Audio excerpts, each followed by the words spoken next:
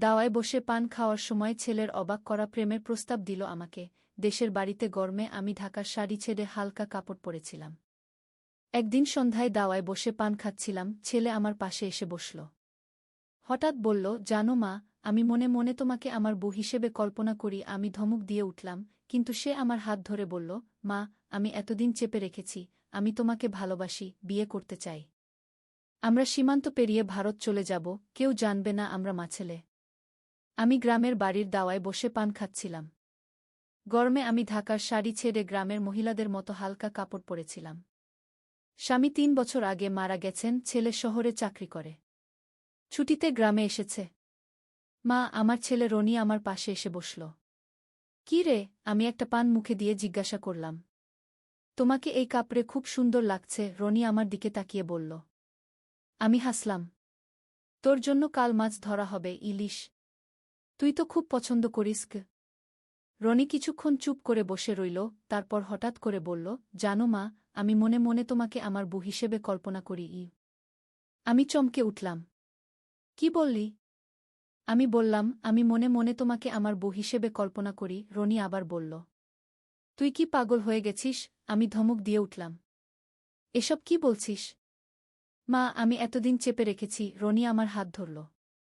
কিন্তু আজ আর লুকাতে পারছি না। আমি তোমাকে ভালোবাসি, বিয়ে করতে চাই। আমি তার হাত ছাড়িয়ে দিলাম। এসব বাজে কথা বন্ধ কর। আমি তোর মা, তুই আমার ছেলে। আমি জানি মা। রনি আমার কাছে ঘেঁষে বসল। কিন্তু আমরা সীমান্ত পেরিয়ে ভারত চলে যেতে পারি, সেখানে কেউ জানবে না আমরা মাছেলে। কি এই গল্পটি সম্পূর্ণ শুনলে আপনাদের পানি অটোমেটিক বের হয়ে যাবে, সো যত দ্রুত সম্ভব হাতের কাছে টিস্যু নিয়ে বসে পড়ো। বিছানার চাদর যেন নষ্ট না হয় সেটা সম্পূর্ণ খেয়াল রাখার অনুরোধ জানিয়ে গল্পটি এখন শুরু করব। তার আগের সর্বশেষ অনুরোধ, দয়া করে এমন পানি বের করার গল্প নিয়মিত শুনতে আমাদের চ্যানেলটি সকলেই সাবস্ক্রাইব করুন। ধন্যবাদ। হ্যালো বন্ধুরা, আমার নাম সঞ্জনা দাস। আমার বয়স ৪২ বছর। আমার স্বামীর নাম সুদীপ্ত দাস, বয়স ৪৫ বছর। আমাদের ২ সন্তান, অভিক আর মালিনী। অভিক ১৯ বছর বয়সী, কলেজে পড়ে।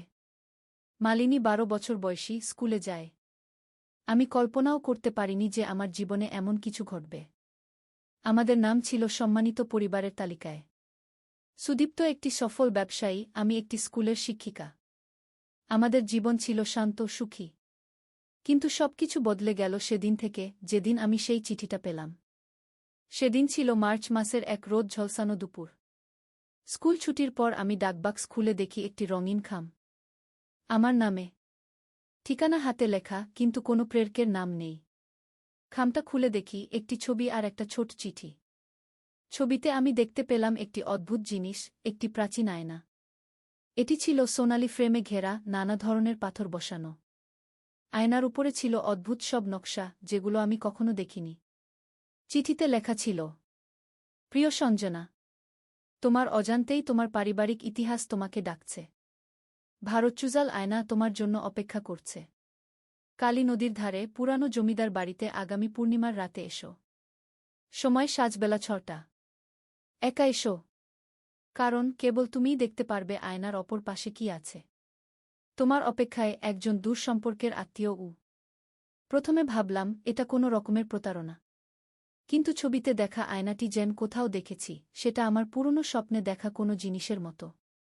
আমি সিদ্ধান্ত নিলাম যাচাই করে দেখব। আমি পরিবারকে বললাম যে আমার এক পুরানো বান্ধবীর সাথে দেখা করতে যাচ্ছি। কালী নদীর ধারে যে জমিদার বাড়ির কথা বলা হয়েছিল, সেটি ছিল আমাদের শহর থেকে প্রায় ২.৫ ঘণ্টার দূরত্বে। সেদিন ছিল পূর্ণিমা। আমি সেখানে পৌঁছালাম সন্ধ্যা ৫টা ৪-৫ মিনিটে। বাড়িটি ছিল বিশাল, প্রাচীন এবং আংশিক জীর্ণ। তবে এটি রক্ষণাবেক্ষণের অভাবে পুরোপুরি ভেঙে পড়েনি। ভেতরে প্রবেশ করতেই দেখলাম আমার জন্য কেউ অপেক্ষা করছে, একজন বয়স্ক মহিলা, সাদা চুল, পরনে পুরনো শাড়ি। সঞ্জনা, তিনি আমার নাম ধরে ডাকলেন, যেন আমাকে চিরকাল চেনেন। আমি জানতাম তুমি আসবে। আপনি কে? আমি জিজ্ঞেস করলাম। কেন আমাকে এখানে ডেকেছেন? আমি নমিতা, তিনি বললেন। তোমার নানির বোন। তোমাকে ডেকেছি কারণ তোমার সাহায্য চাই। আমি মৃত্যুর দ্বারপ্রান্তে। আমার আগে কেউ ভারতচুজাল আয়নার রহস্য উন্মোচন করতে হবে। তিনি আমাকে নিয়ে গেলেন বাড়ির ভেতরের একটি কক্ষে। সেখানে টেবিলের উপর ছিল সেই আয়না যার ছবি আমি চিঠিতে দেখেছিলাম। এটি আমাদের পূর্বপুরুষদের সম্পদ, নমিতা আমাকে জানালেন। এটির মাধ্যমে আমরা সমান্তরাল বিশ্বে যাতায়াত করতে পারি। প্রতিটি পূর্ণিমায় এটি সক্রিয় হয় এবং আয়নার ওপারে যাওয়া যায়। এই পূর্ণিমাতেও এটি সক্রিয় হবে। আমি তোমাকে দেখাতে চাই আয়নার অপর পারে কি আছে গিউ। আমি বিস্মিত হয়ে তাকে শুনছিলাম। কিন্তু কেন আমি? আমার সাথে আয়নার কি সম্পর্ক? তুমি আমাদের বংশের শেষ প্রজন্ম যারা আয়নার মধ্য দিয়ে যেতে পারে, তিনি জানালেন। এটি রক্তের সূত্রে চলে আসে। আর আজ পূর্ণিমার রাতে তোমার যাত্রা শুরু হবে গু। আমার ভেতর একটি অদ্ভুত অনুভূতি জাগছিল। এটা অদ্ভুত, কিন্তু ভয়ের বদলে আমার ভেতর জাগছিল কৌতূহল আর উত্তেজনা। নমিতা আয়নার সামনে দাঁড়ালেন। এটির ফ্রেমে বসানো বিভিন্ন পাথর চকচক করতে শুরু করল। তারপর আয়নার প্রতিবিম্ব ধীরে ধীরে পরিবর্তিত হতে লাগল। আমরা দেখতে পেলাম না নিজেদের প্রতিচ্ছবি, বরং দেখলাম একটি বিশাল বাগান, নীল আকাশ এবং দূরে একটি প্রাসাদের মতো ভবন। আয়নার ভেতর দিয়ে যাও সঞ্জনা, নমিতা আমাকে উৎসাহিত করলেন। সবকিছু দেখে এসো এবং মনে রেখো পূর্ণিমা শেষ হওয়ার আগে ফিরে আসতে হবে, নইলে আয়না বন্ধ হয়ে যাবে এবং তুমি সেখানে আটকে যাবে গু। আমি সাহস সঞ্চয় করে ধীরে ধীরে আয়নার দিকে এগোলাম। আমার হাত আয়নার পৃষ্ঠের কাছে নিয়ে যেতেই এটি একটি তরল পদার্থে পরিণত হয়ে গেল এবং আমি এর ভেতর দিয়ে হেঁটে গেলাম। পরমুহূর্তেই আমি নিজেকে খুঁজে পেলাম সেই বাগানে যা আমরা আয়নায় দেখেছিলাম। এখানে হাওয়া ছিল শীতল এবং সুগন্ধি। আকাশ আমাদের পৃথিবীর তুলনা আরও নীল। আমার সামনে ছিল একটি পথ যা সেই দূরবর্তী প্রাসাদের দিকে যাচ্ছিল। আমি সেই পথে হাঁটতে শুরু করলাম। পথের দুপাশে ছিল অপূর্ব সুন্দর ফুল, এমন ফুল যা আমি কখনো দেখিনি। এর রং, গন্ধ সবকিছু আমাদের পৃথিবীর ফুলের থেকে আলাদা। আমি কিছু দূর হাঁটতেই দেখা হলো একজন মানুষের সাথে। তার পোশাক ছিল অদ্ভুত, সাদা, চকচকে, শরীরের চারপাশে জড়ানো। ফুল তুলছিল সে বাগান থেকে। নমস্কার, আমি তাকে সম্বোধন করলাম। সে আমার দিকে তাকিয়ে প্রথমে বিস্মিত হল, তারপর হাসল। তুমি অন্য পৃথিবী থেকে এসেছ, তাই না? আমি মাথা নাড়লাম। হ্যাঁ, আমি আয়নার মাধ্যমে এসেছি। এটা কোথায়? এটা ভারতচুয়া, সে জবাব দিল। এটা তোমাদের পৃথিবীর সমান্তরাল একটি বিশ্ব। আমরা এখানে শান্তিতে বাস করি। আমার নাম দেবাগু। আমি সঞ্জনা, আমি নিজের পরিচয় দিলাম। আমাকে পাঠিয়েছেন আমার নানির বোন, নমিতা গু।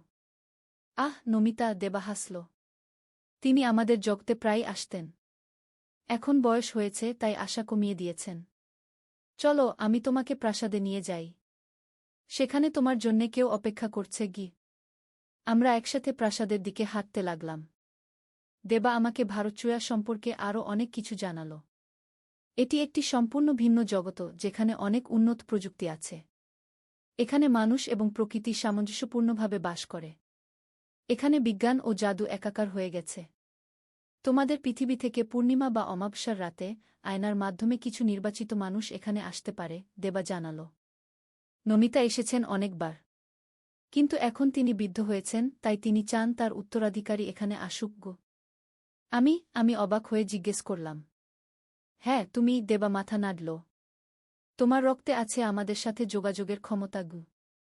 প্রাসাদে পৌঁছে দেখলাম এটি ভেতরে আরও সুন্দর। সবকিছু যেন আলো দিয়ে তৈরি। দেয়ালে ঝুলছে অনেক ছবি, যার মধ্যে দেখলাম আমার নানি, নানা এবং অন্যান্য বহু লোকের ছবি। সবচেয়ে অবাক করা ব্যাপার ছিল, একটি ছবিতে আমি দেখলাম আমার দাদি এবং দাদাকে, যাদের কথা আমি শুনেছি কিন্তু কখনো দেখিনি। তারা মারা গিয়েছিলেন আমার জন্মের আগে। প্রাসাদের কেন্দ্রীয় কক্ষে আমরা দেখা পেলাম একজন বয়স্ক পুরুষের, যার দাড়ি সাদা এবং চোখ ছিল গভীর নীল। সঞ্জনা, তিনি আমাকে সম্বোধন করলেন। আমি কতদিন ধরে তোমার অপেক্ষা করছি। আমি অনুপম, ভারতচুয়ার রক্ষক। আমাকে কেন এখানে ডাকা হয়েছে? আমি জিজ্ঞেস করলাম। কারণ তোমার সাহায্য চাই, অনুপম বললেন। আয়না বন্ধ হয়ে যাচ্ছে। প্রতিবার এটি আরও কমজোরি হচ্ছে। আমরা চাই এটি চালু থাকুক, যাতে আমাদের দুই জগতের মধ্যে যোগাযোগ বজায় থাকে। আমি কি করতে পারি? আমি জানতে চাইলাম। আমরা তোমাকে একটি বিশেষ শক্তি দিতে চাই, যা দিয়ে তুমি আয়নাকে শক্তিশালী করতে পারবে, অনুপম বললেন। কিন্তু এর জন্য তোমাকে একটি যাত্রা করতে হবে, এখানে ভারতচুয়াতে গু। আমি এতটাই মুগ্ধ ও উত্তেজিত ছিলাম যে আমি সঙ্গে সঙ্গে রাজি হয়ে গেলাম। অনুপম আমাকে একটি ছোট্ট বল দিলেন, সেটি ছিল একটি নীল আলো দিয়ে ঘেরা স্ফটিক। এটি তোমাকে পথ দেখাবে, তিনি বললেন। এটি নিয়ে তুমি আলোর পাহাড়ে যাও। সেখানে তুমি খুঁজে পাবে একটি ফুল, নীলকুমা। সেটি নিয়ে এসো এবং আমরা তা দিয়ে আয়নাকে শক্তিশালী করব গো। আমি সেই বল নিয়ে যাত্রা শুরু করলাম। বলটি ভাসতে ভাসতে আমাকে পথ দেখাতে লাগল। আমি ভারচুয়ার বিভিন্ন অংশ দিয়ে যাত্রা করলাম, বিশাল মাঠ, ঘন জঙ্গল এবং শেষে পৌঁছালাম আলোর পাহাড়ে। এটি একটি উঁচু পাহাড় যার চূড়া থেকে নীল আলো বিচ্ছুরিত হচ্ছিল। পাহাড়ে উঠতে উঠতে আমি অনেক অদ্ভুত প্রাণী দেখলাম, পাখির মতো কিন্তু পাখি নয়, বাঘের মতো কিন্তু বাঘ নয়। এরা সবাই আমাকে দেখে কৌতূহলী হয়ে উঠছিল, কিন্তু কেউ আমাকে আক্রমণ করল না। পাহাড়ের চূড়ায় পৌঁছে আমি দেখলাম একটি ছোট্ট হ্রদ, যার মাঝখানে ফুটে আছে একটি নীল রঙের পদ্ম, নীলকমল। আমি ধীরে ধীরে এগিয়ে গেলাম এবং সেটি তুলে নিলাম। যখন আমি নীলকমল তুলে নিলাম তখন হঠাৎ করে পাহাড় কাঁপতে শুরু করল। আমি দৌড়ে নিচে নামতে লাগলাম। পেছনে তাকিয়ে দেখলাম পাহাড়ের চূড়া থেকে একটি বিশাল নীল আলোর ফোয়ারা বেরিয়ে আসছে। এই সময় আমার হাতে ধরা বলটি জোরে কাঁপতে লাগল। আমি বুঝতে পারলাম আমার সময় ফুরিয়ে আসছে। পূর্ণিমা শেষ হতে চলেছে। আমাকে দ্রুত ফিরতে হবে। আমি যত দ্রুত সম্ভব প্রাসাদে ফিরে গেলাম। অনুপম আমাকে দেখে খুশি হলেন। তুমি সফল হয়েছ, তিনি বললেন। এখন নীলকমল দিয়ে আমরা আয়নাকে শক্তিশালী করব গ। তিনি এবং প্রাসাদের অন্যান্য লোকেরা একত্রিত হয়ে একটি অনুষ্ঠান শুরু করলেন, যেখানে তারা নীলকমলকে একটি বিশেষ পাত্রে রাখলেন এবং এটির চারপাশে নীল আলো ঘুরতে লাগল। আমাদের এখন ফিরতে হবে, দেবা আমাকে তাড়া দিল। আয়না বন্ধ হতে চলেছে। আমরা দ্রুত আয়নার স্থানের দিকে ফিরে চললাম। প্রাসাদ থেকে বাগানের রাস্তা দিয়ে দৌড়াতে দৌড়াতে দেখলাম আকাশে চাঁদ ধীরে ধীরে অন্য মেঘের আড়ালে চলে যাচ্ছে। তাড়াতাড়ি, দেবা আমার হাত ধরে টানল। আমরা আয়নার সামনে পৌঁছালাম। আয়নার মধ্যে এখন মাঝে মাঝে চকচক করে উঠছে, যেন বিদ্যুৎ চমকাচ্ছে। ভয় পেজো না, দেবা বলল। একটু অস্থির হলেও আয়না এখনও কাজ করবে। তুমি এর মধ্য দিয়ে চলে যাও। কিন্তু তুমি, আমি জিজ্ঞেস করলাম। আমি এখানকার বাসিন্দা, দেবা হাসল। আমি এপারেই থাকব। তবে আমরা আবার দেখা করব, পরবর্তী পূর্ণিমায় গু। আমি মাথা নাড়লাম এবং আয়নার দিকে এগোলাম। এবার আয়নার মধ্য দিয়ে যাওয়া আরও কঠিন ছিল, যেন কোনো ঘন তরল পদার্থের মধ্য দিয়ে টেনে নেওয়া হচ্ছে আমাকে। অবশেষে আমি ফিরে এলাম জমিদার বাড়ির কক্ষে। আমার সামনে নমিতা তাকিয়েছিলেন। তুমি ফিরে এসেছ, তিনি স্বস্তির শ্বাস ফেললেন। আমি ভয় পেয়েছিলাম গু। আমি তাকে সবকিছু বললাম, ভারচুয়ার কথা, দেবার কথা, অনুপমের কথা এবং নীলকমলের কথা। হ্যাঁ, নমিতা মাথা নাড়লেন। তারা আয়নাকে শক্তিশালী করার জন্য তোমাকে নীলকমল আনতে বলেছিল। কিন্তু আসল কাহিনী আরও গভীর গু। তিনি আমাকে একটি পুরানো বই দেখালেন। এই বইতে আমাদের পরিবারের ইতিহাস লেখা আছে। প্রায় ২০ বছর আগে আমাদের পূর্বপুরুষ গোপাল দাস ভারতচুয়া থেকে ফিরে এসেছিলেন একটি আয়না নিয়ে। তিনি সেখানে একজন ভারতচুয়া নারীকে ভালোবেসেছিলেন, তার নাম ছিল লীলা। কিন্তু দুজন দুজগতের, তাই মিলন ছিল অসম্ভব। গোপাল ফিরে এলেন আমাদের পৃথিবীতে, কিন্তু লীলার সাথে যোগাযোগ রাখার জন্য তিনি এই আয়না নিয়ে এলেন গু। আমি মুগ্ধ হয়ে শুনছিলাম। প্রতি পূর্ণিমাতে গোপাল ভারতচুজাতে যেতেন, লীলার সাথে দেখা করতেন, নমিতা চালিয়ে গেলেন। কিন্তু একদিন আয়না ক্ষীণ হয়ে এল। তারা উপলব্ধি করলেন প্রতিবার ব্যবহারে আয়নার শক্তি কমছে। গোপাল ও লীলা সিদ্ধান্ত নিলেন তারা নিজেদের রক্তের কিছু অংশ আয়নায় দান করবেন, যাতে এটি শক্তিশালী থাকে। এতে দুই জগতের মধ্যে যোগাযোগ রক্ষা হবে গু। এর মানে কি? আমি অনুমান করলাম। হ্যাঁ, নমিতা হাসলেন। তুমি গোপাল এবং লীলার বংশধর। তোমার মধ্যে দুই জগতের রক্ত বইছে। সেজন্যই তুমি আয়না ব্যবহার করতে পারো গু। আমি অবাক হয়ে ভাবছিলাম এই নতুন আবিষ্কার নিয়ে। আমার ভেতরে একটি সম্পূর্ণ ভিন্ন জগতের রক্ত বইছে। কিন্তু নমিতা, আমি জিজ্ঞেস করলাম, আপনি আমাকে কেন ডেকেছেন? আপনি নিজেও ভারতচুজাতে যেতে পারতেন, তাই না? হ্যাঁ, পারতাম, নমিতা একটু বিষণ্ণ হয়ে বললেন। কিন্তু আমার সময় ফুরিয়ে আসছে, সঞ্জনা। আমি বয়স্ক হয়েছি। আয়না এখন থেকে তোমার। তোমার এবং তোমার সন্তানদের গু। আমার সন্তানদের? আমি চমকে উঠলাম। তারাও কি আয়না ব্যবহার করতে পারবে? হ্যাঁ, নমিতা মাথা নাড়লেন। তোমার মেয়ে মালিনী, সে হবে পরবর্তী আয়না ব্যবহারকারী। তবে সে বড় না হওয়া পর্যন্ত তুমিই হবে আয়নার রক্ষক গো। সেদিন আমি বাড়ি ফিরলাম আয়না নিয়ে এবং অনেক নতুন গান নিয়ে। আমি সিদ্ধান্ত নিলাম এই রহস্য আমি নিজের কাছে রাখব, যতক্ষণ না সময় আসে মালিনীকে সবকিছু বলার। মাস কেটে গেল। প্রতি পূর্ণিমায় আমি আয়নার মাধ্যমে ভারতচুজাতে যেতাম। দেবার সাথে আমার গভীর বন্ধুত্ব হয়ে গেল। অনুপম আমাকে ভারতচুয়ার ইতিহাস, বিজ্ঞান এবং তাদের অদ্ভুত প্রযুক্তি সম্পর্কে শেখাতেন। একবার আমি ভারতচুয়া থেকে নিয়ে এলাম একটি ছোট্ট বীজ। এটি ছিল একটি বিশেষ ফুলের বীজ যা রাতে আলো বিকিরণ করে। আমি এটি আমাদের বাগানে লাগালাম এবং এটি বড় হয়ে উঠল একটি অপূর্ব সুন্দর গাছে। রাতে এটি নীল আলো আমাদের বাগান আলোকিত করত। সুদীপ্ত এই গাছ দেখে অবাক হয়েছিল এবং জিজ্ঞেস করেছিল এটি কোথা থেকে পেলাম। আমি বলেছিলাম এটি একটি বিরল প্রজাতির গাছ যা আমার এক বান্ধবী উপহার দিয়েছে। আস্তে আস্তে আমি আরও অনেক জিনিস নিয়ে আসতাম ভারতচুয়া থেকে, অদ্ভুত পাথর, অদ্ভুত খাবার এবং বইও। এসব জিনিস আমি লুকিয়ে রাখতাম আমার এক বিশেষ বাক্সে যা আমি সবসময় তালাবদ্ধ রাখতাম। একদিন অভিক আমার ঘরে ঢুকে সেই বাক্স দেখতে পেল। সে আমাকে জিজ্ঞেস করল, মা, এই বাক্সে কি আছে? আমি চমকে উঠলাম। কিছু ব্যক্তিগত জিনিস, বাবা, আমি উত্তর দিলাম। তুমি ওখানে হাত দিও না গে। কিন্তু অভিক ছিল কৌতূহলী। আমি জানতাম সে ঠিক এভাবেই থাকবে না। একদিন যখন আমি বাড়িতে ছিলাম না, সে কিভাবে যেন বাক্সের তালা খুলে ফেলল। সেদিন সন্ধ্যায় আমি বাড়ি ফিরে দেখলাম অভিক আমার অপেক্ষায় বসে আছে। তার হাতে ছিল একটি পাথর যা আমি ভারতচুয়া থেকে এনেছিলাম, একটি বিশেষ পাথর যা স্পর্শ করলে মানুষের মন পড়তে পারে। মা, এটা কি? সে আমাকে জিজ্ঞেস করল।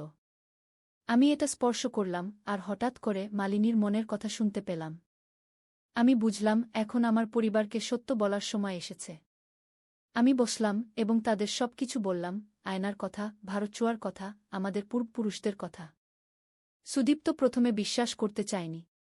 কিন্তু যখন আমি তাকে আয়না দেখালাম এবং পরবর্তী পূর্ণিমায় ভারতচুজায় নিয়ে গেলাম, তখন সে বিস্মিত হয়ে গেল।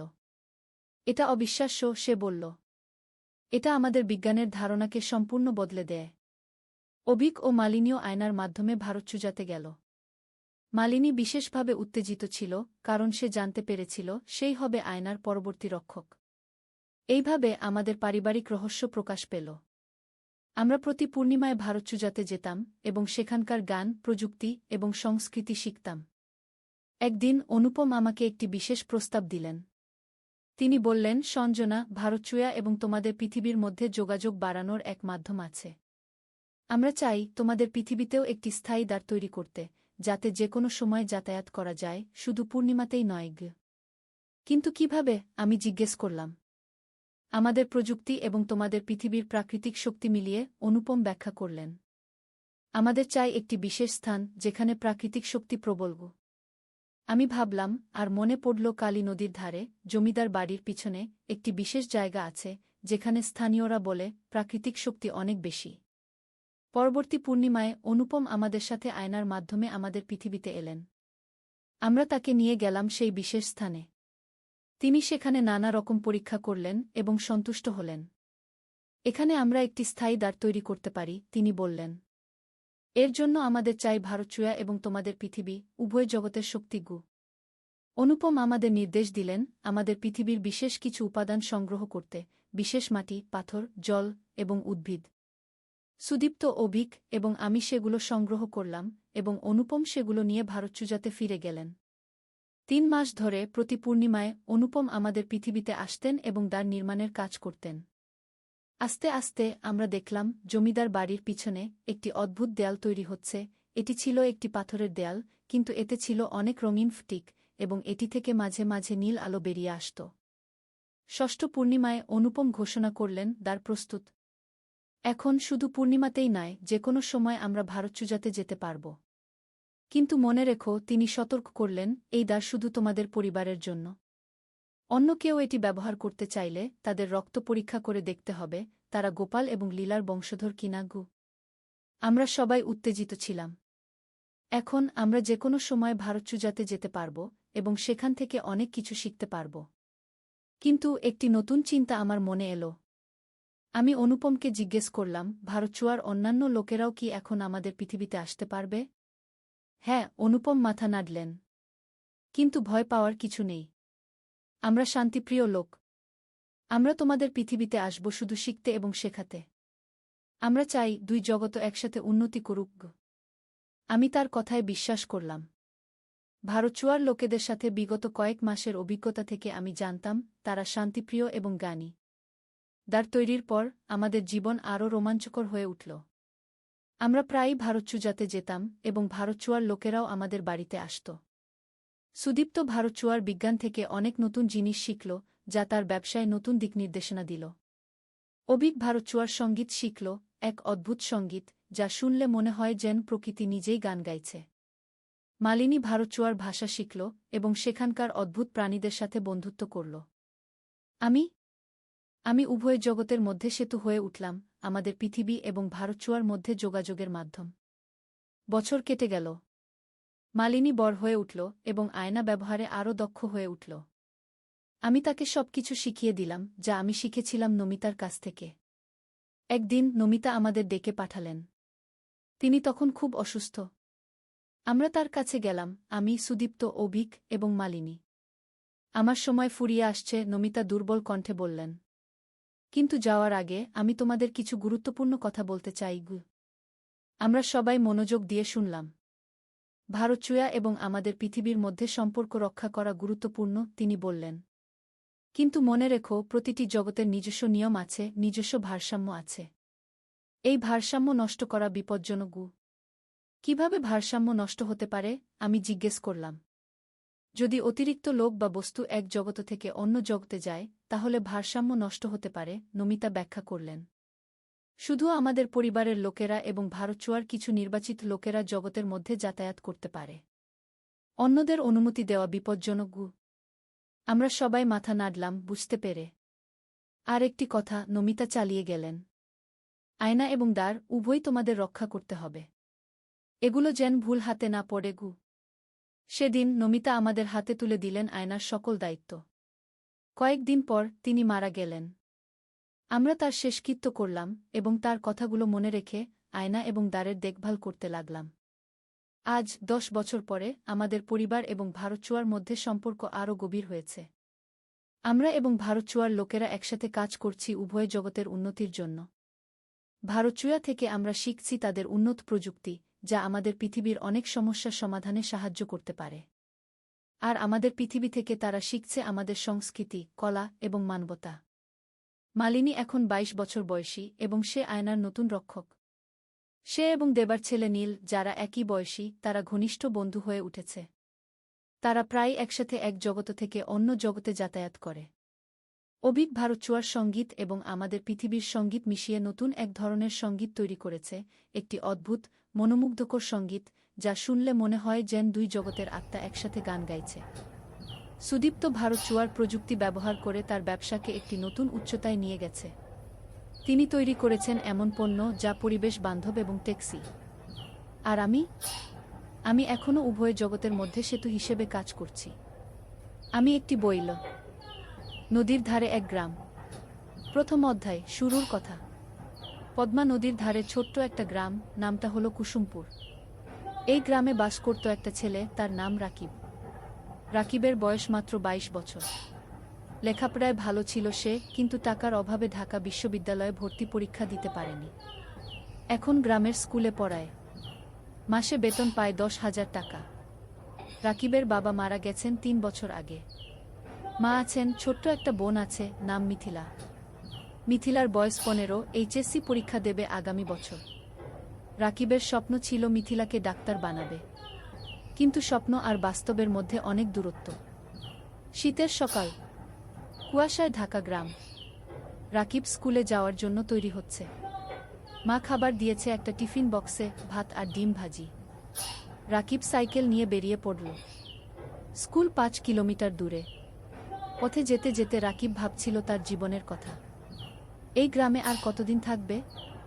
ঢাকায় গিয়ে কিছু করা যায় কি না? কিন্তু মা আর মিথিলাকে রেখে কিভাবে যাবে?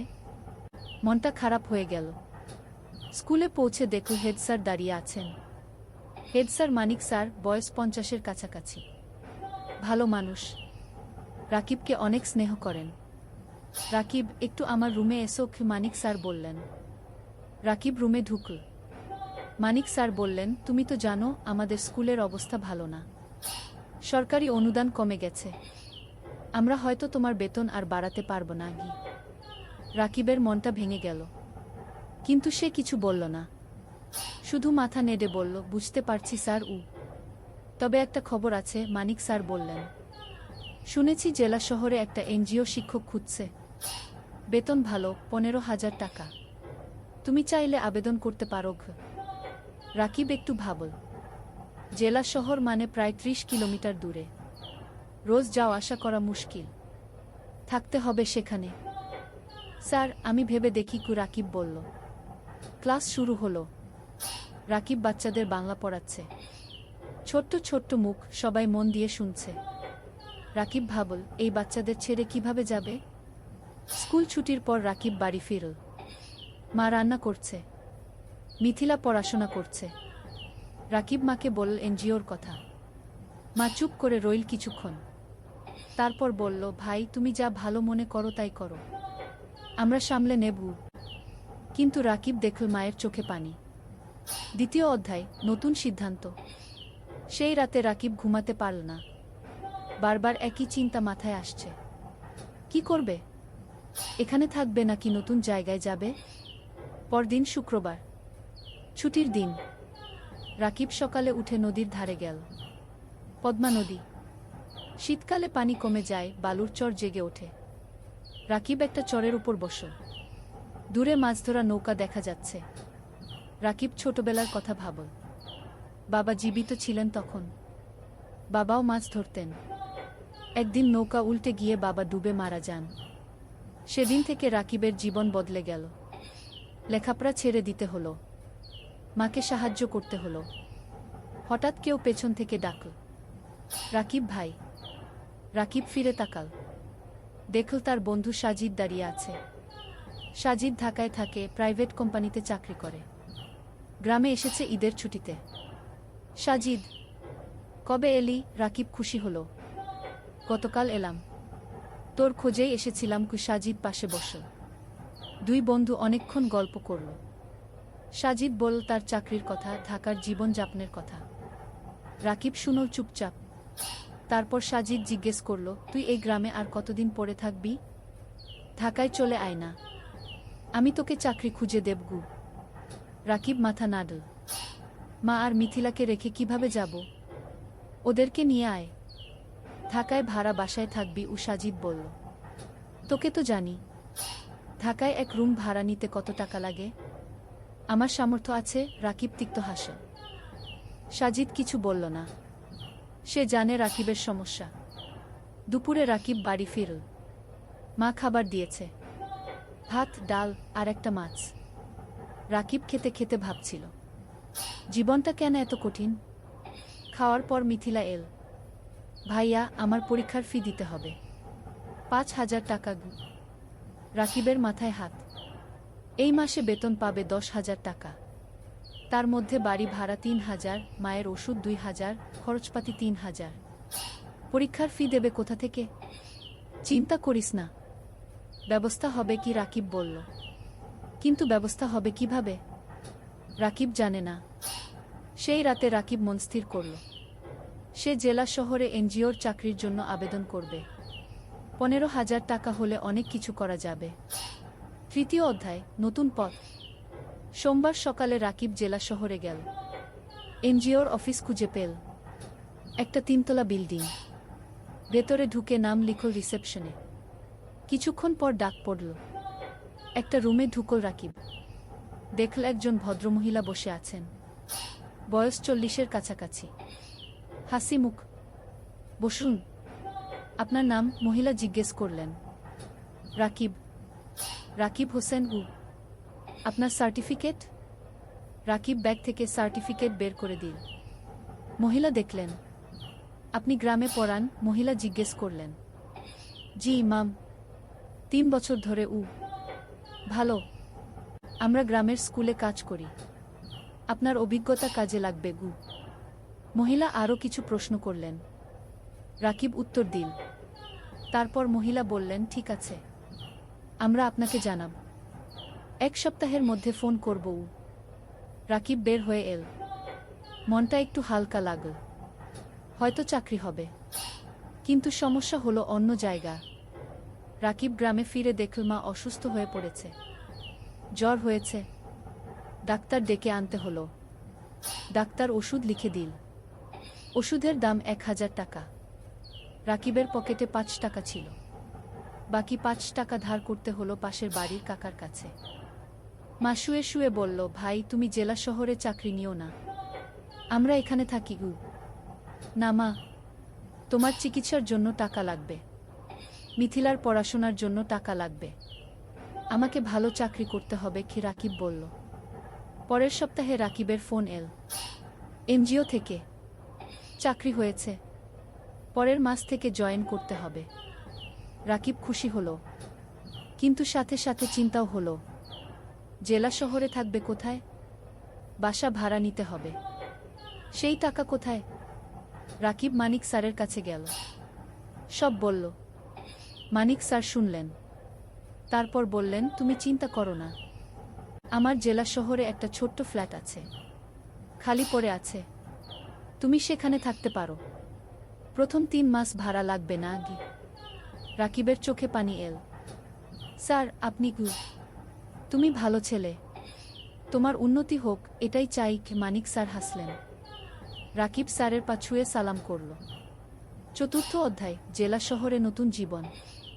পরের মাসের প্রথম দিনে রাকিব জেলা শহরে চলে এল। মা আর মিথিলা গ্রামে রইল। রাকিব ঠিক করল সপ্তাহে একদিন গ্রামে যাবে। মানিক স্যারের ফ্ল্যাট ছোট্ট কিন্তু পরিষ্কার। একটা রুম, একটা রান্নাঘর, একটা বাথরুম। রাকিব নিজের জিনিসপত্র গুছিয়ে রাখল। পরদিন এনজিও অফিসে গেল। কাজ শুরু হলো। রাকিবকে দায়িত্ব দেওয়া হলো 5টা গ্রামের স্কুল দেখাশোনা করার। সপ্তাহে 3 দিন স্কুলে যেতে হবে, বাকি দিন অফিসে। প্রথম দিন রাকিব একটা গ্রামে গেল। স্কুলটা খুবই খারাপ অবস্থায়। ছাদ দিয়ে পানি পড়ে, বেঞ্চ ভাঙা, শিক্ষক মাত্র 2 জন, ছাত্রছাত্রী প্রায় 150। রাকিব শিক্ষকদের সাথে কথা বলল। তারা বলল অনেক সমস্যার কথা। বেতন কম, সরকারি সাহায্য নেই, অনেক বাচ্চা স্কুল ছেড়ে দিয়েছে। রাকিব বুঝল এখানে অনেক কাজ করার আছে। সে মনস্থির করে ভালোভাবে কাজ করবে। সন্ধ্যায় রাকিব ফ্ল্যাটে ফিরল। একা একা রান্না করল, ভাত আর ডিম ভাজি। খেয়ে শুয়ে পড়ল। মায়ের কথা মনে পড়ল, মিথিলার কথা মনে পড়ল। রাকিব মাকে ফোন করল। মা কেমন আছো? ভালো আছি। তুমি খেয়েছো? মা জিজ্ঞেস করল। হ্যাঁ মা। তুমি ওষুধ খেয়েছো তো? খেয়েছি। মিথিলা পড়াশোনা করছে, তুমি চিন্তা করো না আগে। ফোন রেখে রাকিব ঘুমিয়ে পড়ল। দিন যাচ্ছে, রাকিব কাজে মন দিচ্ছে। সে দেখছে স্কুলগুলোর অবস্থা ধীরে ধীরে ভালো হচ্ছে। এনজিও থেকে সাহায্য আসছে, নতুন বেঞ্চ এসেছে, ছাদ মেরামত হয়েছে, শিক্ষকদের ট্রেনিং দেওয়া হচ্ছে। রাকিব খুশি। তার মনে হচ্ছে সে কিছু ভালো কাজ করছে। 3 মাস পর রাকিব প্রথম বেতন পেল, 15,000 টাকা। রাকিব সাথে সাথে 10,000 টাকা মাকে পাঠিয়ে দিল।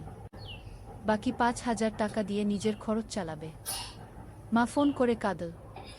ভাই তুমি এত টাকা পাঠালে তোমার কি হবে? মা তুমি চিন্তা করো না, আমার হয়ে যাবে, তুমি ভালো থাকো গো। রাকিবের মনে হলো জীবনে প্রথমবার সে কিছু করতে পারছে। পঞ্চম অধ্যায়, নতুন বন্ধুত্ব। এনজিও অফিসে রাকিবের সহকর্মী অনেক। তার মধ্যে একজন মেয়ে আছে, নাম তানিয়া। তানিয়া ঢাকা থেকে এসেছে, লেখাপড়া করেছে ঢাকা বিশ্ববিদ্যালয়ে। খুব মেধাবী, কিন্তু গ্রামের মানুষের জন্য কাজ করতে চায়, তাই এনজিওতে জয়েন করেছে। তানিয়া আর রাকিব প্রায় একসাথে মাঠে কাজ করে, স্কুলে যায়, শিক্ষকদের সাথে কথা বলে, বাচ্চাদের পড়ায়। ধীরে ধীরে তানিয়া আর রাকিবের মধ্যে বন্ধুত্ব হলো। তানিয়া রাকিবকে অনেক কিছু শেখায়, কিভাবে প্রজেক্ট প্ল্যান করতে হয়, কিভাবে রিপোর্ট লিখতে হয়, কিভাবে মানুষের সাথে কথা বলতে হয়। রাকিব তানিয়াকে শেখায় গ্রামের জীবন সম্পর্কে, গ্রামের মানুষের সমস্যা সম্পর্কে, কিভাবে তাদের সাহায্য করা যায়। একদিন তানিয়া রাকিবকে জিজ্ঞেস করল, তুমি কি বিয়ে করেছ? রাকিব হেসে বলল, না, বিয়ের কথা ভাবার সময় নেই, এখন পরিবারের দায়িত্ব আছে। কি তোমার পরিবার কেমন? তানিয়া জিজ্ঞেস করল।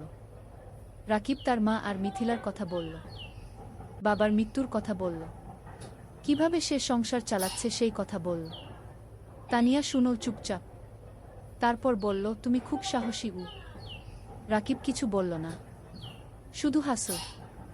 সময় যাচ্ছে, রাকিবের কাজ ভালো হচ্ছে, এনজিও থেকে তাকে প্রশংসা করা হচ্ছে, বেতনও বাড়ল, এখন 17,000 টাকা পায়।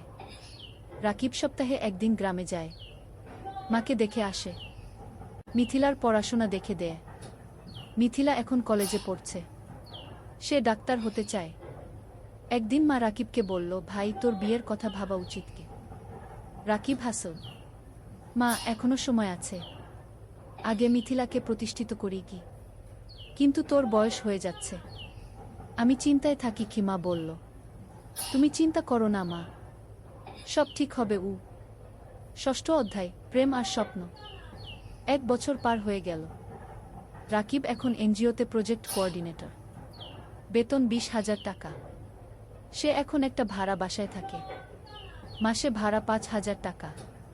তবু মাকে প্রতি মাসে 12,000 টাকা পাঠায়। মিথিলা খুব ভালো ফলাফল করেছে, সে মেডিকেল কলেজে ভর্তি হতে চায়, কিন্তু ভর্তি পরীক্ষার জন্য কোচিং করতে হবে, কোচিং ফি অনেক। রাকিব চিন্তায় পড়ল, কোথা থেকে টাকা আসবে? তানিয়া বুঝতে পারল রাকিবের সমস্যা। একদিন সে বলল, রাকিব, তুমি কিছু চিন্তিত মনে হচ্ছে। কি রাকিব মিথিলার কথা বলল। তানিয়া বলল, আমি আমার এক বন্ধুকে জানি, সে ঢাকায় মেডিকেল কোচিং সেন্টার চালা, আমি তাকে বলবো, হয়তো কম ফিতে তোমার বোনকে ভর্তি করে নেবে। কি রাকিব অবাক হল, তুমি এত সাহায্য করছো কেন? তানিয়া চুপ করে রইল কিছুক্ষণ, তারপর বলল, কারণ তুমি ভালো মানুষ। রাকিব কিছু বলল না, কিন্তু মনের ভেতর একটা অনুভূতি হলো। পরের সপ্তাহে তানিয়া তার বন্ধুর সাথে রাকিবের কথা হলো। বন্ধু রাজি হলো মিথিলাকে অর্ধেক ফিতে ভর্তি করতে। রাকিব খুশিতে আত্মহারা, সে তানিয়াকে ধন্যবাদ দিল বারবার। তানিয়া হেসে বলল, ধন্যবাদ না, একটা ট্রিট দাও। রাকিব তানিয়াকে নিয়ে গেল একটা রেস্টুরেন্টে। দুজন একসাথে খাবার খেল, অনেক গল্প করল, হাসল। খাওয়ার পর বাইরে বের হয়ে তানিয়া বলল, রাকিব, আমি তোমাকে একটা কথা বলতে চাই। বলো। তানিয়া একটু থেমে বলল, আমি তোমাকে ভালোবাসি। রাকিব স্তব্ধ হয়ে গেল, কি বলবে বুঝতে পারল না। তানিয়া বলল, আমি জানি এটা হঠাৎ শোনাচ্ছে, কিন্তু 1 বছর ধরে তোমার সাথে কাজ করছি, তোমার চরিত্র, তোমার পরিবারের প্রতি দায়িত্ববোধ, তোমার সততা, সব কিছু দেখেছি। তুমি আমার মনে জায়গা করে নিয়েছ। রাকিব কিছুক্ষণ চুপ করে রইল, তারপর বলল, তানিয়া, আমি জানি না কি বলবো। তুমি ঢাকার মেয়ে, উচ্চশিক্ষিত, আমি একজন সাধারণ গ্রামের ছেলে, আমার পরিবার গরিব, আমার অনেক দায়িত্ব আছে। কি তানিয়া রাকিবের হাত ধরল, এগুলো আমার কাছে কোনো সমস্যা নয়, আমি তোমাকে চাই, তোমার টাকা বা স্ট্যাটাস নয়। রাকিবের চোখে পানি এল। তানিয়া, আমি তোমাকে কিছু দিতে পারবো না। তুমি আমাকে ভালোবাসা দিতে পারবে, সততা দিতে পারবে, এটাই যথেষ্ট। রাকিব তানিয়ার দিকে তাকাল, তারপর বলল, আমিও তোমাকে ভালোবাসি, কিন্তু ভয় পাচ্ছি। কিসের ভয়? তানিয়া জিজ্ঞেস করল। ভয় পাচ্ছি তোমার পরিবার রাজি হবে না, ভয় পাচ্ছি আমি তোমাকে সুখী করতে পারবো না। তানিয়া হাসল, আমার পরিবার আমাকে বিশ্বাস করে, আমি যদি খুশি থাকি তারা খুশি থাকবে, আর তুমি আমাকে সুখী করতে পারবে কিনা সেটা সময় বলবে, আমরা একসাথে চেষ্টা করব। সেই রাতে রাকিব ঘুমাতে পারল না, সারা রাত তানিয়ার কথা ভাবল। জীবনে প্রথমবার কেউ তাকে এভাবে ভালোবাসে। 7ম অধ্যায়, বাধা আর চ্যালেঞ্জ। পরের সপ্তাহে রাকিব গ্রামে গেল, মাকে সব কথা বলল, তানিয়ার কথা, প্রেমের কথা। মা শুনল চুপচাপ, তারপর বলল, মেয়ে কেমন? খুব ভালো মা, তুমি তাকে দেখলে পছন্দ করবে। তার পরিবার রাজি হবে? আমরা তো গরিব। মা চিন্তিত হল। তানিয়া বলেছে তার পরিবার তাকে বিশ্বাস করে। সমস্যা হবে না গি। মিথিলা খুশি হলো। ভাইজা, তুমি বিয়ে করছো? আমি ভাবির সাথে দেখা করব। রাকিব হাসল। হ্যাঁ রে, তোকে নিয়ে যাব ঢাকায়। কিন্তু সমস্যা এল অন্য দিক থেকে। তানিয়া তার বাবা মাকে রাকিবের কথা বলল। প্রথমে তারা খুশি হলো, কিন্তু যখন জানো রাকিব একজন এনজিও কর্মী, বেতন মাত্র 20,000 টাকা, তখন তারা আপত্তি করল। তানিয়ার বাবা বললেন, তানিয়া, তুমি ঢাকা বিশ্ববিদ্যালয় থেকে পাস করেছ, তুমি একজন ভালো চাকরিজীবী ছেলে পাবে। এই ছেলে তোমাকে কি দেবে? তানিয়া বলল, বাবা, আমি টাকার জন্য বিয়ে করছি না, আমি রাকিবকে ভালোবাসি। ভালোবাসা দিয়ে সংসার চলে না কি? তানিয়ার মা বললেন। বাবা মা, রাকিব খুব সৎ এবং পরিশ্রমী, সে তার পরিবারের জন্য অনেক কষ্ট করছে। এরকম মানুষ এখন কমই আছে কি? তানিয়া বোঝানোর চেষ্টা করল। আমরা সময় চাই, আমরা ছেলেটাকে দেখতে চাই কি? তানিয়ার বাবা বললেন। তানিয়া রাকিবকে ফোন করে সব বলল। রাকিব শুনল, তারপর বলল, আমি জানতাম এটা হবে গু, তুমি হাল ছেড়ে দিও না, আমি তাদের বোঝাব। তানিয়া বলল। পরের মাসে রাকিব ঢাকায় গেল। তানিয়ার বাবা মার সাথে দেখা করল। তারা রাকিবকে অনেক প্রশ্ন করল। রাকিব সব সততার সাথে উত্তর দিল। তানিয়ার বাবা বললেন, তুমি তোমার ভবিষ্যৎ নিয়ে কি ভাবছ? তুমি সারা জীবন এনজিওতে থাকবে? রাকিব বলল, আঙ্কেল, আমি স্বপ্ন দেখি একদিন নিজের একটা স্কুল করব, গ্রামের গরিব ছেলে মেয়েদের বিনামূল্যে পড়াব, এটা আমার লক্ষ্য। তানিয়ার বাবা অবাক হলেন। তুমি কি জানো একটা স্কুল খুলতে কত টাকা লাগে? জানি আঙ্কেল, কিন্তু আমি বিশ্বাস করি যদি সততার সাথে চেষ্টা করি, একদিন সফল হব।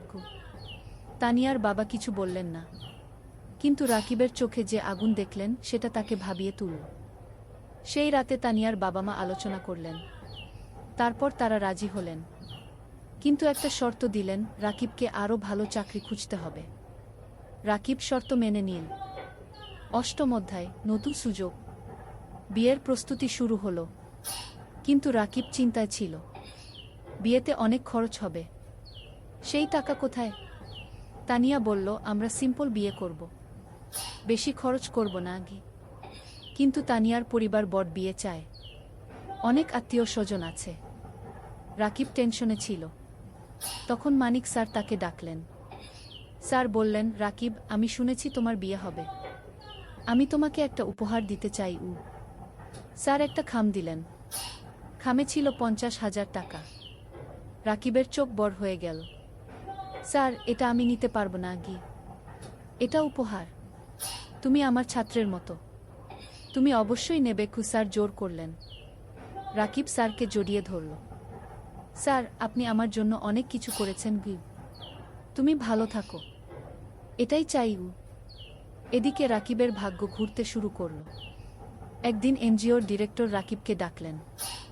বললেন, রাকিব, তোমার কাজ আমরা খুব পছন্দ করেছি, আমরা একটা নতুন প্রজেক্ট শুরু করছি, তুমি প্রজেক্ট ম্যানেজার হবে, বেতন হবে 35,000 টাকা। রাকিব বিশ্বাস করতে পারল না। 35,000 টাকা, এত টাকা কখনো কল্পনাও করেনি। স্যার, সত্যি? রাকিব জিজ্ঞেস করল। হ্যাঁ, তুমি যোগ্য, তুমি পারবে কি? ডিরেক্টর বললেন। রাকিব সাথে সাথে তানিয়াকে ফোন করল। তানিয়া খুশিতে চিৎকার করল।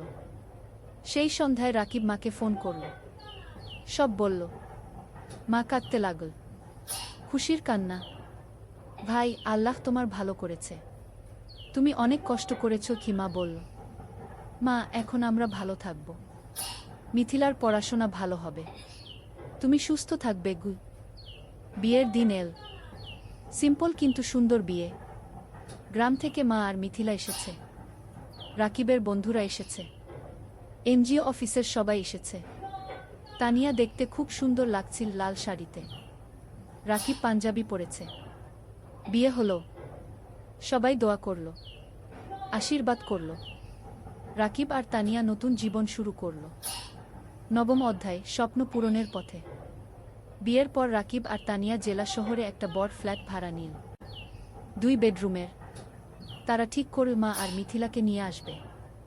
মা প্রথমে রাজি হলো না, বলল, তোমরা নতুন বিয়ে করেছ, আমরা গেলে তোমাদের সমস্যা হবে কি? তানিয়া নিজে গ্রামে গেল। মাকে বলল, মা, আপনি আমার মা। আপনি না থাকলে আমার সংসার অসম্পূর্ণ। মা তানিয়াকে জড়িয়ে ধরল। মা, তুমি খুব ভালো। মা আর মিথিলা জেলা শহরে চলে এল। এখন তারা সবাই একসাথে থাকে। মিথিলা ঢাকায় কোচিং করছে। সে খুব মন দিয়ে পড়ছে। তার লক্ষ্য মেডিকেল কলেজে চান্স পাওয়া। রাকিব নতুন প্রজেক্টে কাজ শুরু করেছে। প্রজেক্টটা খুব বড়। 15টা গ্রামে কাজ করতে হবে। স্কুল, স্বাস্থ্যকেন্দ্র, নারী উন্নয়ন, সব ধরনের কাজ। রাকিব খুব ব্যস্ত হয়ে গেল। সকাল থেকে রাত পর্যন্ত কাজ। কিন্তু সে খুশি, কারণ সে মানুষের উপকার করছে। তানিয়াও কাজ করছে। সেও একটা প্রজেক্টে আছে। তাদের দুজনের মিলে এখন বেতন 55,000 টাকা। এত টাকা রাকিব কখনো কল্পনা করেনি। এখন তারা স্বাচ্ছন্দ্যে আছে। মায়ের ভালো চিকিৎসা হচ্ছে। মিথিলার পড়াশোনা ভালো হচ্ছে। রাকিব কিছু টাকা সেভিংসও করছে। একদিন রাকিব তানিয়াকে বলল, তুমি জানো, আমার স্বপ্ন ছিল একটা স্কুল করা। গিয়ে হ্যাঁ, মনে আছে? তুমি এখনো সেই স্বপ্ন দেখো? তানিয়া জিজ্ঞেস করল। হ্যাঁ, আমি ভাবছি আমরা যদি কিছু টাকা সেভ করি, তাহলে হয়তো একদিন একটা ছোট্ট স্কুল খুলতে পারব। তানিয়া হাসল। চলো, আমরা একসাথে এই স্বপ্ন পূরণ করব। দুজনে মিলে প্ল্যান করতে লাগল। কিভাবে টাকা জমাবে, কোথায় স্কুল খুলবে, কিভাবে চালাবে। 1 বছর পর মিথিলা মেডিকেল ভর্তি পরীক্ষা দিল। রেজাল্ট আসল। সে চান্স পেয়েছে সরকারি মেডিকেল কলেজে। পুরো পরিবার খুশিতে আত্মহারা। মা কাঁদল। রাকিব মিথিলাকে জড়িয়ে ধরল। তানিয়া মিষ্টি বিতরণ করল। ভাইয়া, এটা তোমার জন্য। তুমি আমার জন্য সব ত্যাগ করেছ। মিথিলা কাঁদতে কাঁদতে বলল। না রে, এটা তোর নিজের যোগ্যতা। তুই মন দিয়ে পড়েছিস। রাকিব বলল। সেই রাতে রাকিব ছাদে দাঁড়িয়ে আকাশের দিকে তাকাল। তার মনে পড়ল বাবার কথা। বাবা বেঁচে থাকলে কত খুশি হতেন। তানিয়া এসে পাশে দাঁড়াল। কি ভাবছ? বাবার কথা ভাবছি। সেই গরিব দিনগুলোর কথা ভাবছি। আজ আমরা এত দূর এসেছি। হ্যাঁ, আর এটা শুধু শুরু। আমাদের আরও অনেক পথ যেতে হবে। তানিয়া বলল। 10ম অধ্যায়, চূড়ান্ত স্বপ্ন। 3 বছর পার হয়ে গেল। রাকিব এখন এনজিওর সিনিয়র প্রজেক্ট ম্যানেজার। বেতন 50,000 টাকা। Tania project coordinator. বেতন 40,000 টাকা। মিথিলা এখন মেডিকেল কলেজের 3য় বর্ষে। সে খুব ভালো পড়ছে। তার লক্ষ্য একজন ভালো ডাক্তার হওয়া এবং গ্রামের মানুষের সেবা করা। মা এখন সুস্থ। তার মুখে হাসি ফিরে এসেছে। রাকিব আর তানিয়া এই 3 বছরে প্রায় 10 লক্ষ টাকা সেভ করেছে। এখন তারা ঠিক করেছে স্বপ্নের স্কুল খুলবে। রাকিব গ্রামে গিয়ে একটা জমি কিনে। 2 বিঘা জমি। সেখানে স্কুল করবে। তারা ব্যাংক থেকে লোন নিল। আরও 5 লক্ষ টাকা। মোট 15 লক্ষ টাকা দিয়ে স্কুল তৈরি করা শুরু হলো। মানিক স্যার অনেক সাহায্য করলেন। তিনি স্কুলের ডিজাইন করে দিলেন, শিক্ষক খুঁজে দিলেন। 6 মাস পর স্কুল তৈরি হলো। নাম দেওয়া হলো আলোর পাঠশালা। স্লোগান, শিক্ষাই আলো, শিক্ষাই মুক্তি। স্কুলে গরিব পরিবারের বাচ্চারা বিনামূল্যে পড়বে। ধনী পরিবারের বাচ্চারা কম ফিতে পড়বে। এই ফি দিয়ে স্কুল চলবে। স্কুল খোলার দিন গ্রামের সব মানুষ এল। জেলা প্রশাসক এলেন উদ্বোধন করতে। মানিক স্যার, এনজিওর ডিরেক্টর, সবাই এলেন। রাকিব মাইকে দাঁড়িয়ে বলল, আমি একসময় খুব গরিব ছিলাম। লেখাপড়া করতে পারিনি ঠিকমতো। কিন্তু আমি হাল ছাড়িনি। আজ আমি এই স্কুল করলাম যাতে গ্রামের কোনো বাচ্চাকে টাকার অভাবে লেখাপড়া ছাড়তে না হয়। সবাই হাততালি দিল। তানিয়া বলল, এই স্কুল শুধু আমার স্বামীর স্বপ্ন নয়, আমার স্বপ্ন। আমরা চাই এই গ্রামের প্রতিটা বাচ্চা শিক্ষিত হোক। আবার হাততালি। স্কুল চালু হলো। প্রথম দিন 50 জন বাচ্চা ভর্তি হলো। দ্বিতীয় মাসে 100, তৃতীয় মাসে 200। রাকিব আর তানিয়া সপ্তাহে 3 দিন স্কুলে যায়। বাচ্চাদের পড়ায়, শিক্ষকদের ট্রেনিং দেয়া, স্কুল দেখাশোনা করে। মিথিলা ছুটির দিনে স্কুলে এসে বাচ্চাদের স্বাস্থ্য চেক আপ করে বিনামূল্যে। মা রান্না করে বাচ্চাদের খাওয়ায়। অনেক বাচ্চা গরিব পরিবার থেকে আসে। তারা দুপুরে খায় না, মা তাদের খাওয়ায়। 2 বছর পর স্কুলে 5 বাচ্চা পড়ছে, 10 জন শিক্ষক আছে। স্কুল ভালোভাবে চলছে। জেলার মধ্যে কি আলোর পাঠশালা কি একটা আদর্শ স্কুল হিসেবে পরিচিতি পেয়েছে। একাদশ অধ্যায়, জীবনের পূর্ণতা। 5 বছর পর রাকিবের বয়স এখন 33, তানিয়ার বয়স 31। তাদের একটা মেয়ে হয়েছে। নাম রাখা হয়েছে অনন্যা। অনন্যার বয়স 2 বছর। মিথিলা এখন ডাক্তার।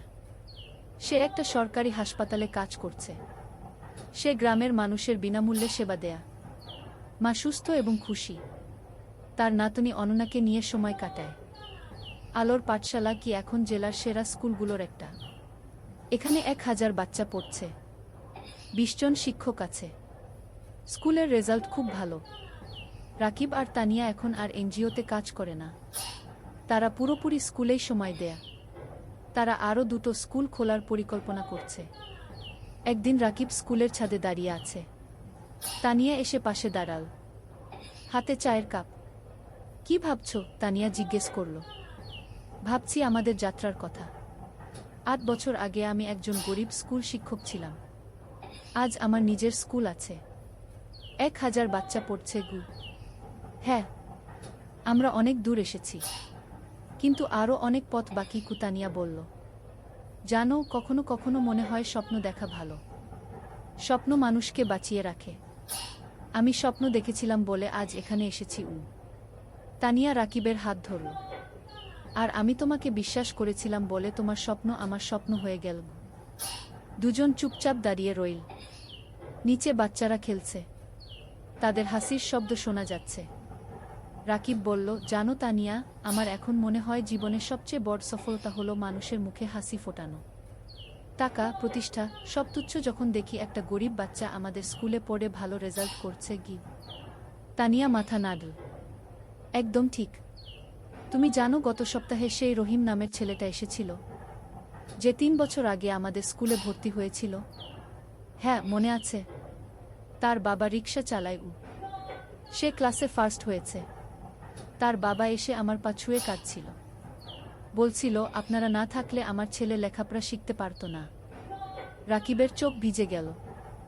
এই মুহূর্তগুলোর জন্যই আমরা কাজ করি। গি হঠাৎ অনন্যা দৌড়ে এল। বাবা, বাবা, দেখো আমি কি এঁকেছি। রাকিব মেয়েকে কোলে তুলে নিল। অনন্যা একটা ছবি দেখাল। একটা স্কুল, সামনে অনেক বাচ্চা। এটা কি? রাকিব জিজ্ঞেস করল। এটা আমাদের স্কুল। দাদু বলেছে তুমি এই স্কুল বানিয়েছ গো, অনন্যা বলল। রাকিব মেয়ের কপালে চুমু খেল। হ্যাঁ রে, একদিন তুইও বড় হয়ে ভালো কিছু করবি। আমি ডাক্তার হব, মাসির মতো। তারপর গরিব মানুষদের দেখব, অনন্যা বলল। তানিয়া হাসল। দেখছ, আমাদের পরবর্তী প্রজন্ম স্বপ্ন দেখছে গু। দ্বাদশ অধ্যায়, নতুন চ্যালেঞ্জ। কিন্তু জীবন কখনো সোজা পথে চলে না।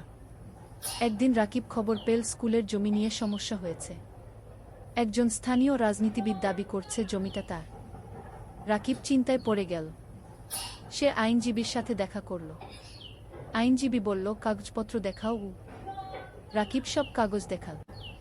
আইনজীবী দেখে বলল, তোমার কাগজ ঠিক আছে, কিন্তু ওই লোক ক্ষমতাবান, সে ঝামেলা করবে গু। তাহলে কি করব? রাকিব জিজ্ঞেস করল। কোর্টে কেস করতে হবে। সময় লাগবে, টাকাও লাগবে গু।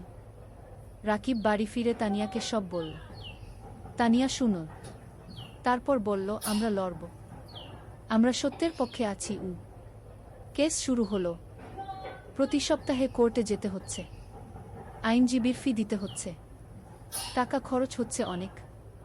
কিন্তু রাকিব হাল ছাড়ল না। সে জানে সে ন্যায়ের পক্ষে। এই সময় গ্রামের মানুষ রাকিবের পাশে দাঁড়াল। তারা একটা কমিটি করল। সবাই মিলে টাকা তুলো রাকিবকে সাহায্য করার জন্য। একদিন গ্রামের চেয়ারম্যান রাকিবের কাছে এসে বলল, রাকিব, তুমি আমাদের গ্রামের গর্ব। তুমি আমাদের বাচ্চাদের শিক্ষিত করছো। আমরা তোমাকে একা ছাড়ব না। রাকিব কান্নায় ভেঙে পড়ল। আপনারা আমার পরিবার। মানিক স্যারও সাহায্য করলেন। তিনি জেলা প্রশাসকের সাথে কথা বলল। প্রশাসক বিষয়টা দেখলেন। 6 মাস পর কোর্ট রায় দিল রাকিবের পক্ষে। জমি রাকিবেরই। সেই দিন স্কুলে উৎসব হলো। সবাই খুশি। বাচ্চারা নাচো গাইল। রাকিব মাইকে বলল, আজ আমরা জিতেছি। কিন্তু এটা শুধু আমার জয় নয়, এটা আমাদের সবার জয়। সত্যের জয়। ত্রয়োদশ অধ্যায় সম্প্রসারণ। কেস জেতার পর রাকিবের আত্মবিশ্বাস বেড়ে গেল। সে ঠিক করল আরও একটা স্কুল খুলবে, পাশের জেলায়। তানিয়া রাজি হল। তারা আবার সেভিংস শুরু করল। এই সময় একটা বড় সুখবর এল। একটা আন্তর্জাতিক এনজিও তাদের স্কুলের কথা শুনেছে। তারা সাহায্য করতে চায়। এনজিওর একজন প্রতিনিধি এল আলোর পাঠশালাকে দেখতে। সে সব দেখল। শিক্ষকদের সাথে কথা বলল, বাচ্চাদের সাথে কথা বলল। তারপর সে রাকিবকে বলল, আমরা আপনার কাজে মুগ্ধ। আমরা আপনাকে 10 লক্ষ টাকা গ্রান্ট দিতে চাই নতুন স্কুলের জন্য। রাকিব বিশ্বাস করতে পারল না। 10 লক্ষ টাকা? সত্যি? রাকিব জিজ্ঞেস করল। হ্যাঁ। আপনি একটা প্রস্তাব লিখে পাঠান, আমরা অনুমোদন করব। রাকিব আর তানিয়া রাত দিন পরিশ্রম করে প্রস্তাব লিখল, পাঠিয়ে দিল। 1 মাস পর অনুমোদন এল। 10 লক্ষ টাকা। রাকিব পাশের জেলায় জমি কিনা। নতুন স্কুল তৈরি শুরু হলো। এবার আরও বড় স্কুল, আরও ভালো সুবিধা। মিথিলা বলল, ভাইজা, নতুন স্কুলে একটা হেলথ ক্লিনিক বানাও। আমি সপ্তাহে একদিন এসে বাচ্চাদের দেখব। চমৎকার আইডিয়া, রাকিব বলল। নতুন স্কুলে একটা হেলথ ক্লিনিকও তৈরি হলো। মিথিলা আর তার 2 জন সহকর্মী ডাক্তার সেখানে বিনামূল্যে সেবা দেয়া। নতুন স্কুলের নাম দেওয়া হলো আলোর পাঠশালা, দুগ। এখানেও গরিব বাচ্চারা বিনামূল্যে পড়ে। 1 বছরে দ্বিতীয় স্কুলেও 5 বাচ্চা ভর্তি হলো। রাকিবের স্বপ্ন আরও বড় হলো। সে ভাবল, জেলার প্রতিটা গ্রামে একটা করে স্কুল করবে। চতুর্দশ অধ্যায় পুরস্কার। 3 বছর পর। রাকিব এখন 40 বছরের। তার 5টা আলোর পাঠশালাগুলো আছে, 5টা জেলায়। প্রায় 3000 বাচ্চা পড়ছে। 2 শিক্ষক কাজ করছে। একদিন রাকিব একটা ফোন পেল, ঢাকা থেকে, শিক্ষা মন্ত্রণালয় থেকে। আপনি রাকিব হোসেন? ফোনে একজন জিজ্ঞেস করল। জিউ। আপনাকে জানাতে পেরে আনন্দিত যে আপনার নাম জাতীয় শিক্ষা পুরস্কারের জন্য নির্বাচিত হয়েছে। আপনি গ্রামীণ শিক্ষায় অসামান্য অবদান রেখেছেন। রাকিব স্তব্ধ হয়ে গেল। জাতীয় পুরস্কার? সত্যি? রাকিব জিজ্ঞেস করল। হ্যাঁ। আগামী মাসে ঢাকায় অনুষ্ঠান হবে। মাননীয় প্রধানমন্ত্রী পুরস্কার দেবেন। রাকিব ফোন রেখে তানিয়াকে জড়িয়ে ধরল। তান, আমরা জাতীয় পুরস্কার পেয়েছি। তানিয়া কাঁদতে লাগল। খুশির কান্না। তুমি পেরেছ, তুমি সত্যিই পেরেছ। মা খবর শুনে কাঁদল। ভাই, তোর বাবা বেঁচে থাকলে কত খুশি হতো। মিথিলা বলল, ভাইজা, তুমি আমার হিরো গো। অনন্যা, এখন 7 বছর, বলল, বাবা, তুমি সবচেয়ে ভালো বাবা। পুরস্কারের দিন, ঢাকা, বঙ্গভবন। রাকিব স্যুট পরেছে, তানিয়া শাড়ি পরেছে। মা, মিথিলা, অনন্যা সবাই গেছে। মানিক স্যারও গেছে। তিনি রাকিবকে বললেন, আমি গর্বিত তোমার শিক্ষক ছিলাম। অনুষ্ঠানে অনেক মানুষ। রাকিবের নাম ডাকা হলো। সে মঞ্চে উঠল। প্রধানমন্ত্রী তাকে পুরস্কার দিলেন, একটা ক্রেস্ট, একটা সার্টিফিকেট আর 5 লক্ষ টাকা। রাকিব মাইকে দাঁড়িয়ে বলল, আমি একজন সাধারণ গ্রামের ছেলে। আমার বাবা রিকশা চালাতেন। আমি গরিব পরিবার থেকে এসেছি, কিন্তু আমি স্বপ্ন দেখতে ছাড়িনি। আজ আমি এখানে দাঁড়িয়ে বলতে পারি, যে কেউ পারে যদি সে চেষ্টা করে। পুরো হল হাততালিতে মুখরিত হল। এই পুরস্কার শুধু আমার নয়, এটা আমার স্ত্রী তানিয়ার, আমার মায়ের, আমার বোন মিথিলার, আমার গুরু মানিক স্যারের, আর আমার সেই সব বাচ্চাদের যারা আলোর পাঠশালায় পড়ছে। আবার হাততালি। অনুষ্ঠান শেষ হল। সবাই বাড়ি ফিরল। সেই রাতে রাকিব ব্যালকনিতে দাঁড়িয়ে আকাশের দিকে তাকাল। তার মনে পড়ল সেই দিনের কথা যখন সে পদ্মা নদীর ধারে বসে ভাবছিল জীবন দিয়ে কি করবে। আজ সেই জীবন কত বদলে গেছে।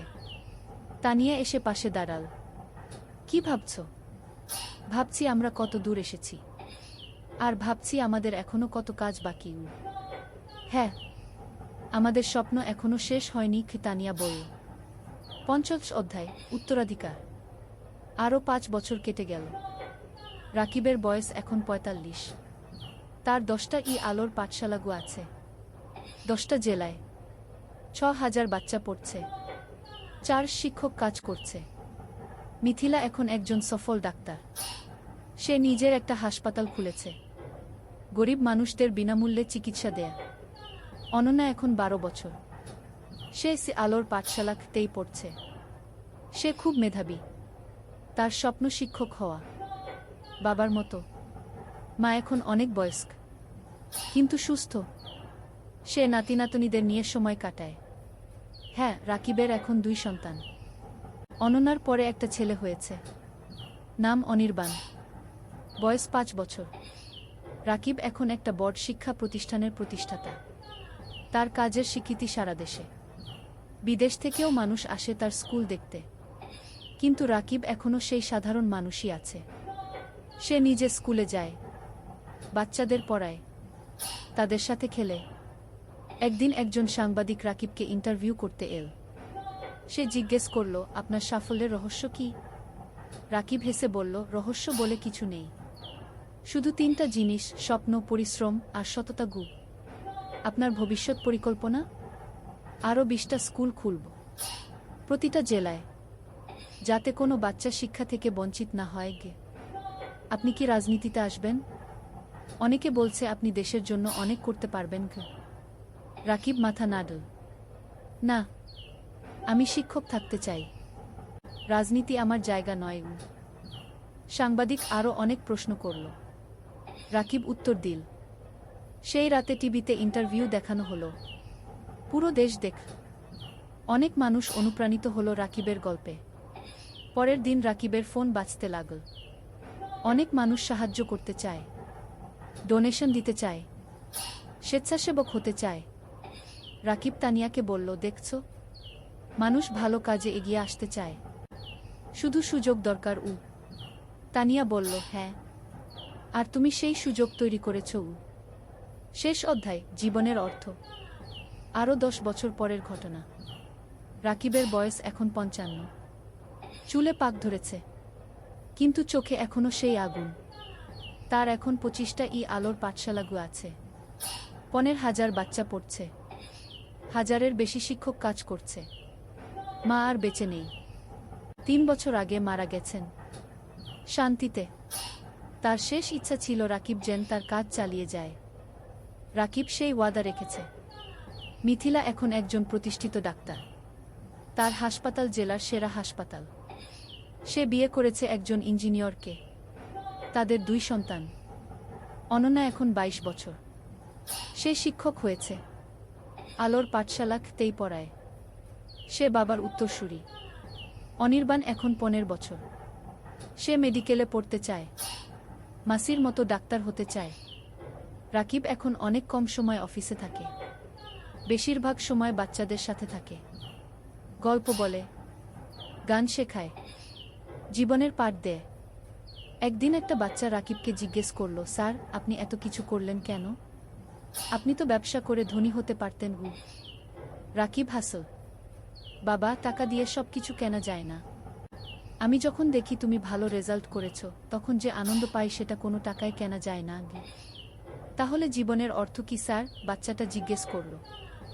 রাকিব একটু ভাবল, তারপর বলল, জীবনের অর্থ হলো অন্যের জীবনে আলো জ্বালানো।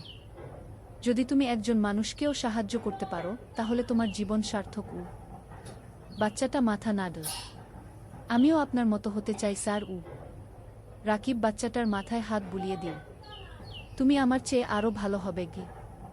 সেই সন্ধ্যায় রাকিব আর তানিয়া তাদের বাড়ির ছাদে বসে আছে। সূর্য অস্ত যাচ্ছে, আকাশ লাল কুমলা রঙে রাঙানো। তানিয়া বলল, তুমি জানো, যখন প্রথম তোমাকে দেখেছিলাম তখন জানতাম না তুমি এত দূর যাবে। রাকিব হাসল, আমিও জানতাম না, কিন্তু তোমাকে পেয়েছিলাম বলে সম্ভব হয়েছে। না, তুমি পেরেছ তোমার ইচ্ছাশক্তি আর কঠোর পরিশ্রমের কারণে। আমি শুধু সাথে ছিলাম। তুমি শুধু সাথে ছিলে না, তুমি আমার শক্তি ছিলে, আমার অনুপ্রেরণা ছিলে। দুজন চুপচাপ বসে রইল। নিচে কি আলোর পাঠশালাঘু দেখা যাচ্ছে, বাচ্চারা খেলছে। রাকিব বলল, জানো তানিয়া, আমি এখন শান্তিতে আছি। আমার মনে হয় আমি আমার জীবন দিয়ে কিছু অর্থবহ করতে পেরেছি। তুমি পেরেছ। তুমি হাজারো জীবন বদলে দিয়েছ গি, তানিয়া বলল। হঠাৎ অনন্যা এল। বাবা, মা, খাবার তৈরি। রাকিব উঠে দাঁড়াল। চলো। তিনজন একসাথে নিচে নামল। পরিবার একসাথে বসে খাবার খেল, হাসল, গল্প করল। রাতে শোয়ার আগে রাকিব জানালার পাশে দাঁড়িয়ে বাইরে তাকাল। দূরে তারা জ্বলছে। রাকিব মনে মনে ভাবল, জীবন একটা যাত্রা, কখনো কঠিন, কখনো সহজ। কিন্তু যদি তুমি স্বপ্ন দেখো, যদি তুমি পরিশ্রম করো, যদি তুমি সৎ থাকো, তাহলে তুমি অবশ্যই সফল হবে। আর সবচেয়ে বড় সফলতা হলো যখন তুমি অন্যের জীবনে আলো জ্বালাতে পারো। রাকিব হাসল। তারপর বিছানায় শুয়ে পড়ল। গভীর ঘুমে তলিয়ে গেল। শান্তির ঘুম, পরিতৃপ্তির ঘুম। কারণ সে জানে তার জীবন সার্থক হয়েছে, তার স্বপ্ন পূরণ হয়েছে। আর এটাই জীবনের সবচেয়ে বড় পাওয়া।